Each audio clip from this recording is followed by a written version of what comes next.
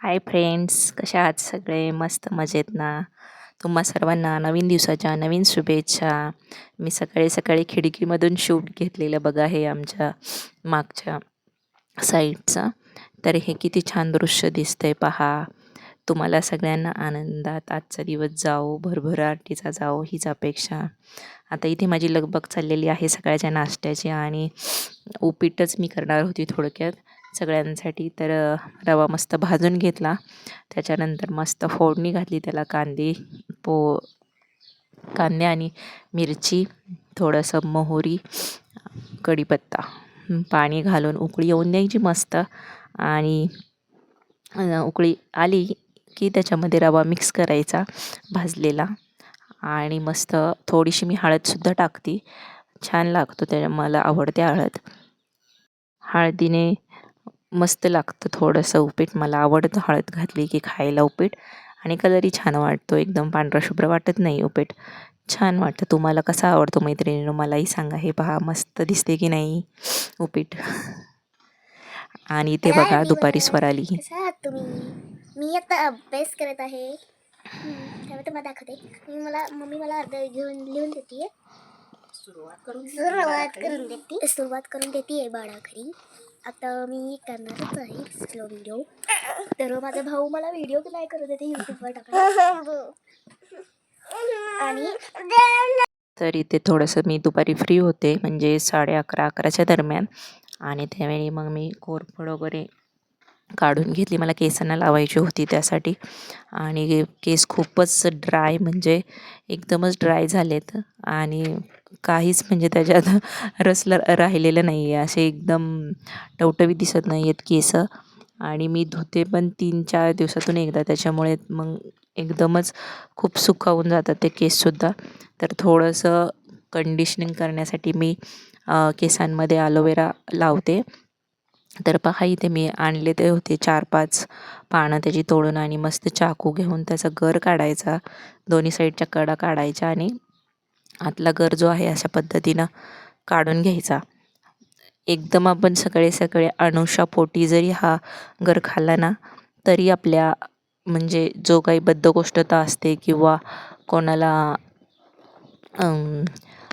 गॅसचा वगैरे प्रॉब्लेम असतो मैत्रिणींनो, तो सॉल्व्ह होतो. आणि त्वचा पण निस्तेज राहते. आणि डोळ्यांसाठी आणि केसांसाठी तर अगदी उत्तमच आहे ही ॲलोवेरा. आपण त्याला मराठीमध्ये कोरफड असे म्हणतो. तर हा पहा, एवढा मी अर्धा भांडं मिक्सरचं मोठं झाला होता तो गर, आणि मी तो मिक्सरला फिरून घेतला. मिक्सरला फिरून घेतल्यावरती सुद्धा त्याची क्वांटिटी तेवढीच राहिली आहे, एकदम सेमच. तर अशा पद्धतीने ते करून घ्यायचं आणि लावून घ्यायचं आहे केसांना. तर इथे मी पुढे दाखवते पहा तुम्हाला. असा झाला आहे एवढा गळतो.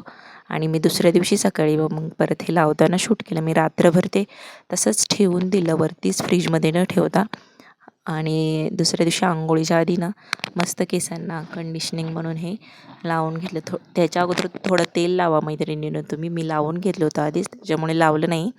आणि अशा पद्धतीनं जरी तुम्ही तेलासारखं जरी ते लावून घेतलं नाही, एकदम खाली आपल्या जे काही केसांचा मूळ असतं ना तिथपर्यंत लावून घेतलं तरी चालतं. आणि एकदम अशी घेऊन डोक्यांमध्ये चोळली तरी चालतं. तरी ते गडबड होती मला सकाळी सकाळी, म्हणून मग मी पटपट लावायचा प्रयत्न करत होते. उशीर होता आणि सुट्टी होती ना, त्याच्यामुळे ताईनं खूपच गडबडीने मी लावलेली ॲलोवेरा सकाळी. पण मी नंतर निवांत आंघोळ केली, सगळं आवरल्यानंतर आंघोळ केली. तर छान वाटत होतं, एकदम फ्रेश वाटत होतं. केस पण खूप सिल्की झाले होते. पुढे पाहाच तुम्ही. तर इथे ना मी संध्याकाळची तयारी करत होती. आदल्या दिवशीचं शूट आहे हे मैत्रिणींनो. दुपारी मी थोडंसं आवरल्यानंतर मुलांचा अभ्यास घेतला, त्याच्यानंतर थोडंसं जेवण वगैरे झालं आमचं दुपारचं. आणि मग मी ॲलोवेरा काढून त्याचा रस बनवून घेतला होता. तरी ते संध्याकाळी बघा, इथं फ्रीजमध्ये 3 पिशव्या होत्या दुधाच्या. तर म्हटलं पहिल्यांदा 2 तरी तापून घ्याव्यात, आजच्या आणि कालची 1. तर इथे 2 भांड्यांमध्ये वेगवेगळे मुद्दामच केलं ते दूध, कारण की कोणतं दूध आदल्या दिवशीचं आहे आणि कोणतं आजचं आहे ते मी कन्फ्यूज झाली होती थोडं. मग मी सेपरेट तापून घेतलं. आणि थोडंसं अगोदरचं पण होतं बघा. हे 3 भांड्यांमध्ये दूध झालं आहे आज. काहीच त्याला लिमिट नाही आहे आज. हो ना ताईनं मग मी लगेचच झाडू मारायला घेतला अगोदर, कारण की सगळे बाहेर होते त्याच्यामुळं मग मला पटकन पटपट आवरता आलं आणि झाडू मारता आला घरामध्ये. आणि मग फ्रेश वाटतं, सगळे यायच्या आधी आपण झाडू वगैरे मारून घेतलं ना तर छान वाटतं, घरामध्ये फ्रेश वाटतं येणाऱ्यालासुद्धा घरात. तर स्वराली पण यायची होती आज, स्वराली वगैरे पण सगळे बाहेरच होते, त्याच्यामुळं मी पटपट पटपट झाडू मारून घेतला. आणि मैत्रिणींनो, तुमचंही असंच होतं का? सगळ्यांना घाईचं असते प्रत्येक कामाची, किंवा घरात कोणी नसेल तर पटपट पटपट सगळे काम कधी एकदा उरकून आपण मोकळे निवांत बसतो असं होतं. पण तसं होत नाही, त्याच्या उलटंच होतं. घरात माणसं आली ना घरातली सगळी, की मग पुन्हा आपल्याला जे काही काम असतं त्यांच्यासाठी किंवा आपल्यासाठी म्हणा ते करावंच लागतं आपल्याला रोजच्या रोज. त्याच्यात काही म्हणजे बिघाड येत नाही. त्याच्यामुळे रोजची कामं काही चुकत नाहीत आपल्या स्त्रियांना. काही स्त्रियांना देवपूजा सकाळी सकाळी उरकून घेतात, तर काही निवांत करत असतील. असं ताईंनो, ज्याची त्याची मर्जी. कारण की जसं उरकेल किंवा जसा कामाचा दिनक्रम असतो प्रत्येकीचा, तसं ठरवून नाही करू शकत आपण रोजच, की मला ह्या डॉट 9ला म्हणजे 9ला पूजा केली पाहिजे किंवा 9लाच मला आवरून काय स्वयंपाक बसलं पाहिजे, असं काही नसतं. प्रत्येकाच्या वेळा त्यांच्या त्यांच्या ॲडजस्टमेंटनुसार असतात.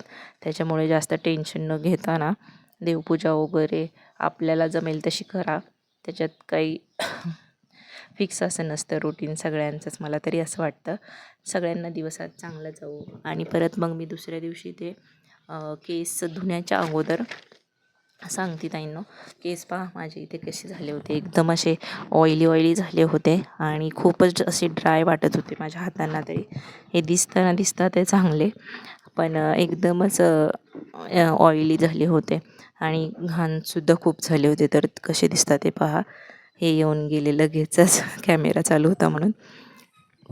आणि मग मी स्वयंपाकाला लागल्यावरती बाबू लगेच इथे माझ्या पाठीमागे माझ्याकडे आला आणि पहा, मोकळ्या डब्यावरती त्याची कसरत चाललेली अशी काहीतरी.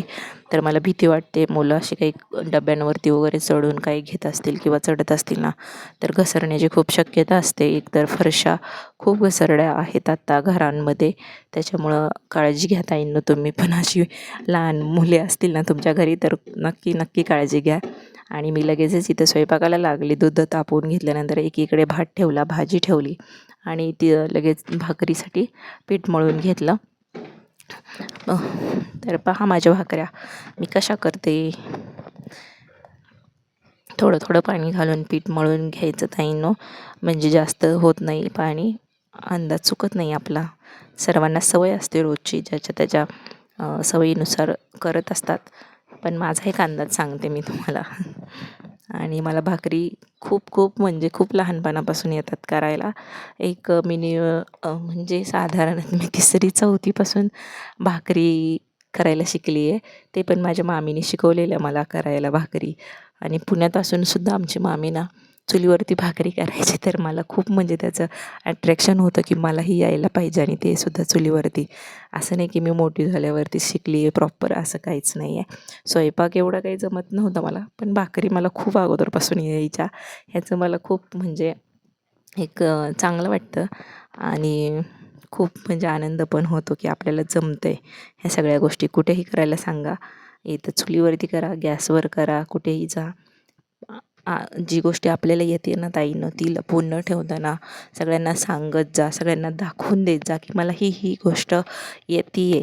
आपण लपवून ठेवल्यामुळे काय होतं ना, आपल्याकडे जे ज्ञान आहे तर ते आपल्याला समोरच्यापर्यंत पोचवता येत नाही किंवा त्याचा काही फायदाच नाही. आपल्यापुरतंच ते म्हणजे असं राहिलं तर त्याचा काहीच फायदा होत नाही.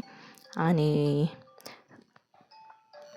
ताईंनो ना, जेवढं ज्ञान आपल्याकडे आहे किंवा आपल्याला कोणती छोटी मोठी कामं येत असतील ना, तर ते शेअर करा, मित्रमैत्रिणींना सांगा. किंवा आपल्याला काही कला येत असतील तर त्या तुम्ही आवश्यक सगळ्यांना सांगा आणि सगळ्यांपर्यंत पोचवा, म्हणजे त्याचा नक्कीच उपयोग होत राहील. तर ही बघा माझी भाकर ना मस्त फुगत होती आणि इथं पटपट मी संध्याकाळचं जेवणसुद्धा उरकून घेतलं आहे.